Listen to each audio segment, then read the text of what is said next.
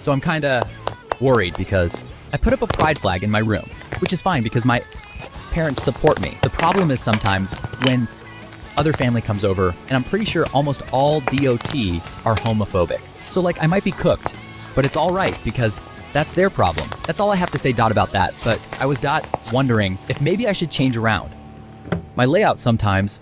Like this. Also voice change because it dot matches more with this layout. I just really like making layouts. But I'll keep it at 2 for now, to switch around. Okay, well, that's fully it now. Bye!